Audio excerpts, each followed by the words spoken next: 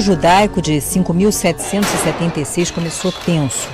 Difícil dizer quem deu o primeiro passo na direção errada, quem atirou a primeira pedra ou disparou o primeiro tiro. Mas desde setembro, embates entre palestinos e o exército de Israel e casos de civis israelenses atacados em situações cotidianas se tornaram rotina. O que está em xeque não é novo: o direito de ir e vir em locais sagrados para ambos os povos, ambas as religiões.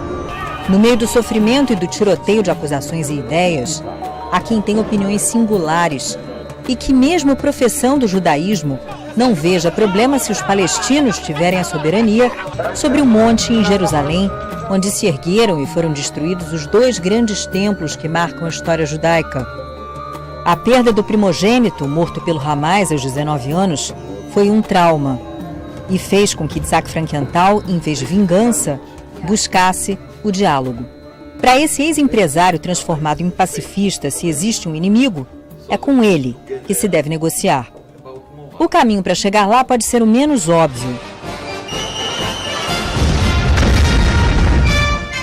As mensagens em hebraico dizem que a disputa com os palestinos é necessária para a união nacional e que sem ele Israel não teria o exército mais forte do mundo, nem justiça, nem heróis. São vídeos de uma campanha publicitária diferente, que faz parte de um estudo comportamental apoiado pelo Fundo para a Reconciliação e Tolerância, dirigido por Frankenthal.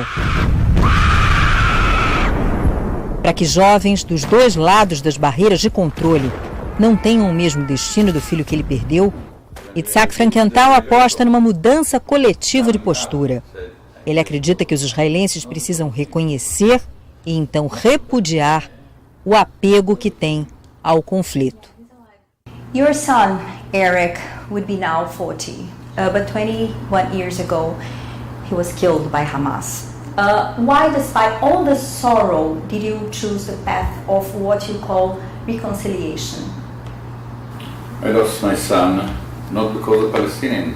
I lost my son only because there is no peace between the Israelis and Palestinians. So to achieve peace between the Israelis and Palestinians, we need to make reconciliation. We need to make compromises.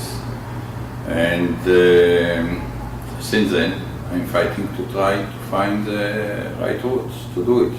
You are a religious Jew, a Zionist, and you used to live in a right-wing Orthodox community.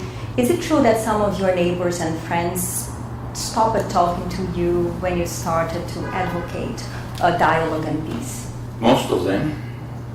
So what? Was it hard? The only thing hard is to stay in front of my son's grave. All the others is not hard. And 10 years ago you founded the Eric Institute after your son, of course, in order to show the Israeli public, and I'm quoting an article of yours here, the wrongs committed toward Palestinians. What are the biggest mistakes Israel has been making, in your opinion? That they are not doing peace, that they are not doing what needs to be done to go back to borders that will be accepted by both sides, Israelis and Palestinian, and to establish a Palestinian state. You see, there are people who are thinking that one-state solution is a possible idea. It's nonsense. It's ridiculous because one-state solution will create only continuation of the bloodshed.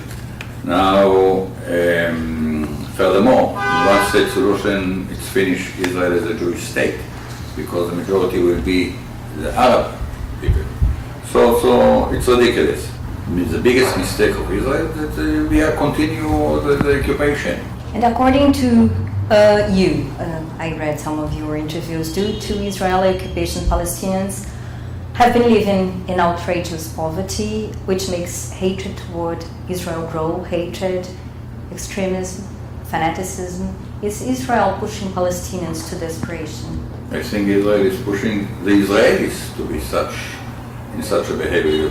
Now you need to understand, I care about Israel. Israel is my homeland. Israel is my house. I'm Israeli who care about Israel, who loved Israel, and I want to see a peace between the Israelis and Palestinians, and it could happen only if it will be two-state solution. There is no other way. You see, if we are building a new settlement, or we add to the settlements another houses, we make the Palestinians crazy, and then they react against it. So what we are thinking to ourselves, that we can continue behave to the Palestinian as occupier and they will behave nice, it doesn't work like that. It's interesting because shalom, which means peace, is the most common greeting in Hebrew. And when we ask how are you in Hebrew, we say ma shlomcha or ma shlomech, right? And we are literally asking, how is your peace doing? But you and your associates came to the conclusion that there is a psychological barrier preventing Israelis from making peace? You see, most of the Israelis, if you check it, want peace. All the polls shows that most of the Israelis want peace. But when it comes to election day, they are electing those leaders who are not leading us to peace. Why? And we checked it, we make a deep research about this question, and we came to a conclusion that most of the Israelis are attached to the conflict. The conflict is part of the DNA of the Israeli society. When are we united? When there is a terror attack, when there is a war, when they are kidnapped 3 boys, many conflict situation united us. But we can be united as a peace nation. We can be united in a nice way, not in a terrible situation. So we found that if we will brand the conflict and we show to the Israeli society how they are attached to the conflict, people will be pushing out themselves from the situation to be next to the conflict. They doesn't want to be attached to the conflict. So we tested in the Herzliya University, and we got a wonderful result that 59% of those people who have been in this surgeries, they have been right-wing people. And you are talking about a couple of 100 people. And something like 30-31% of them, when they realize that they are attached to the conflict, they didn't want to be attached to the conflict. What exactly are you doing right now in terms of a campaign? Is it social media, or are you going to air videos on television as well? What are the next steps? We decided after we succeed in the university, in the laboratory, that it was amazing results. We came to conclusion that we need to do this project in Israel. But to do such a project in Israel, we are going to start to do it in a small town in Israel, through billboards, through social TV, through advertising in the newspaper, through walk on the street with people who give leaflets. Where exactly in Israel? We are not saying now because it's in the process and we don't want to prepare the people. And we are making now a deep research with something like 350 people in the same town to be what them ideas now, during the process and after. So we will have exactly the picture. If we succeed or if we fail, we will understand why we fail, because it should work. And if it didn't work, we need to know why it didn't work. And we are putting a lot of effort and a lot of money just to see all the process, if we are doing it on the right way or in the wrong way. If it's the wrong way, to understand what we miss, what we did the wrong way. And the next time we will do it much better. And that's what you were calling paradoxical intervention, right? Of course. Yeah. You see, one of the most paradoxical is that I said that I don't want to succeed, I would like to fail. Help us fail. Because if we brand the conflict and people doesn't want the conflict, it means that we fail because people doesn't want our brand, okay? But it's wonderful. We just want the people to reject the conflict. As they will reject the conflict, we succeed. And do you hope to go national? Of course, National scale? after we will do it in a small town and we will learn what was okay, what was wrong, then we will go to do it in national. And what will the government think about it? Look, I wish very much that this government will make peace. It means I don't care which government it will be. I don't care if it will be the Fatah or the Hamas. I don't care if it will be Netanyahu or Herzog or Tzipi Livni or wherever. I don't care. I just want them go and make peace. Enough talking.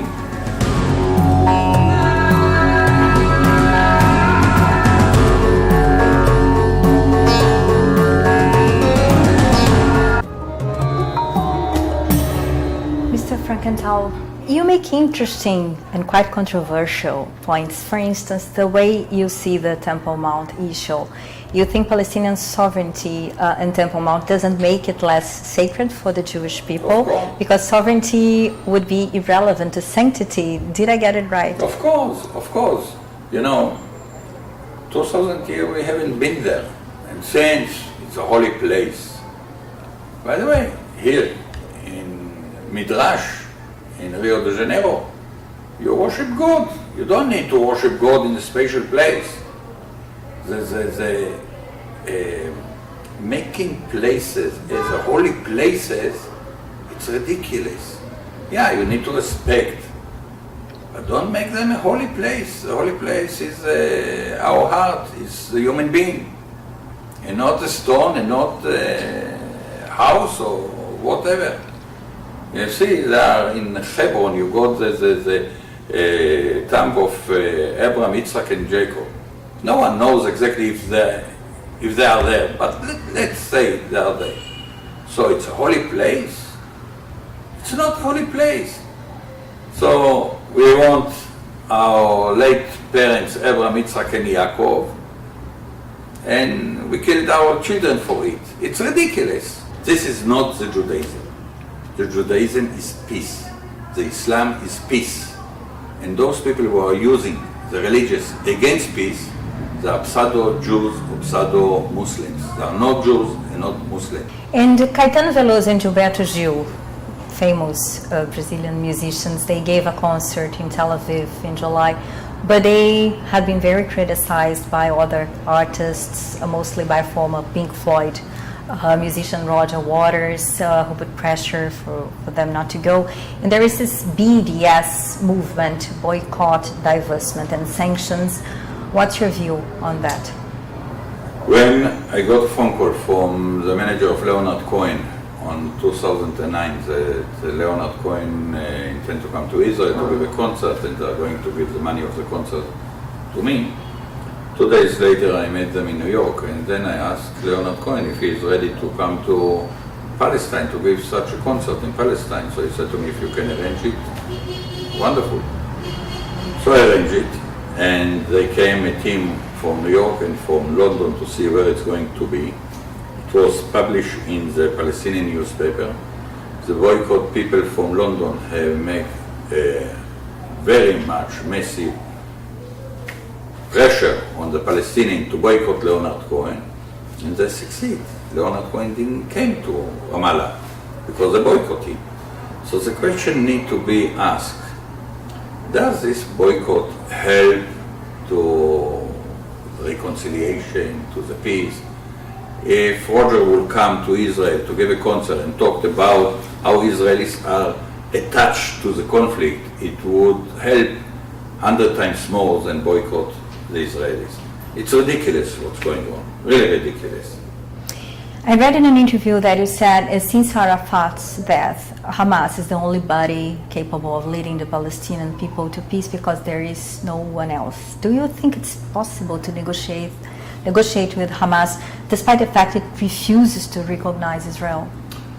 You see, I met Hamas leaders many times, even though that they have murdered my son. because I'm not going to make peace with my friends, I'm going to make peace with my enemy. And Hamas, who have murdered my son, they are my enemy. But I need to make peace with my enemy. So I met many times Hamas people, leaders, and I asked the leaders and I asked the people the same question. What is your philosophy? Do you want to destroy Israel? You will not succeed. What do you want? To continue the fight between Israel and you? So both sides will suffer, but you will suffer 10 times more than the Israelis. So what is your target? So they say to me, you know, Fatah recognized Israel on 1992, 93. What's happened since then? The situation in the West Bank, in Gaza, is much worse than it was before Fatah recognized Israel. We didn't win nothing. You play with Arafat. You didn't make peace with Arafat. We, the Hamas, they say to me, we are not ready to play the same game. First of all, recognize us as a Palestinian state. After you will recognize us, then we got what to talk about, because it will not be automatically. We need to do both sides, serious steps to establish a real peace between both people. But they say to me, we the Hamas, we want peace, but we are not ready to have it piece by piece as you did it till now, and we are not ready that from one side you build the settlement, from the other side you talk peace. It doesn't go like that. We are not ready that you will play with us as you have played with the Fatah. So here you go the answer. And how do you see the new chapter of the relations between the US and Iran? I'm not an expert about Iran and the atomic bomb, but I think that there was about 40 years almost Cold War between Soviet Union and the United States. Each one of them have gotten a couple of thousands atom bombs, and they knew if one of them will use only one atom bomb, the other one will be destroyed. So I think that Iran can make atom bombs, it's okay. By the way, they will do it in any way. And the world need to tell to the Iranian, if you will use once one atom bomb, there is no Iran anymore. So I don't think that the Iranians are idiots, or human beings like you and me. Don't at least some of your ideas stir a considerable level of opposition or discomfort in Israel and abroad? No, I am not looking to be sympathy or to be loved by the people. I lost my son. I got another 4 kids. I got 8 grandchildren, and I'm fighting for them. I'm fighting for everyone, kids, because the conflict between the Israelis and Palestinians create a lot of mess all around the world. So we need to stop it. Do you have Palestinian friends? Many. So in the end, we are all... I got also settlers, very good friends with me. It means I celebrate every year an Independent Day in one of the settlements, because they are wonderful people, the settlers. They got wrong, they got mistake, but they are wonderful people. People got a fear since we have been 2,000 years in the diaspora. We have been in the Holocaust. We suffered from the Holocaust. We have suffered from the war with the Arab world. We suffered from the Palestinian terror in Israel, from the Israeli losses by the Palestinians. So they got reason why to have fear of the Israelis. There is no question about it. But should we let the fear to lead us? Should we be combined to the conflict because of the fear, because of the hatred, because of being despair? No, we should make peace. We need to give our children and Palestinian children the chance to live in the right way. in a peace way. And to try to bring back the Judaism to the right place. Because what's going today, the Zionism destroyed the Judaism. Really? Why? Because those Zionists, and I'm Zionist, but those people are calling themselves Zionists as people who are creating another settlement and another settlement, and it's create a terrible crisis between the Israelis and Palestinians. People are killed because of it, both sides. Why? Because God have promised Abraham, Yitzhak, and Jacob that we will have the Jewish state in Israel. But God forbid. No one said that we need to lose people for it. It's human sacrifice in the end, yeah. Of course. So it means that Judaism destroyed the Judaism. The Zionism destroyed the Judaism.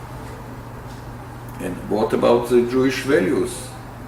To love one another, to respect one another, to respect the others. So many commandments we got in our tradition. To respect the other, to love the other. You know, there are only 3 times to love. To love the God, to love your friend, and to love the others. That's the 3 times in the Bible. Unbelievable. Mr. Frankenthal, toda chaba. Excuse if my accent in Hebrew is not very good yet. I'm still learning. So you see, I learned. Obrigado. Obrigada.